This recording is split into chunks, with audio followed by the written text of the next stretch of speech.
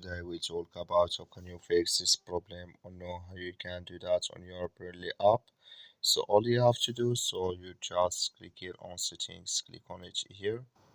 So when you just click on settings, it's going to show for you a list like this here. So then you go down, just keep going down, click here on apps. So then you come to this list here, and here you're looking for Braille app, just click on it here, or just click on search. Then here add Braille app, it's going to show for you like this, click on it. So then it's going to take you to this is click on for stop, click on OK. Then you go down, just click on storage, come to storage list here, just click on clear cache. Then all you have to do, so you just go to your Play Store, click on it here. So then here you search for Braille app, it's going to show for you like this. You will find here updates, click on it and it's going to work with you. That's all you have to do. Thank you for watching. Don't forget to support us by liking and subscribe.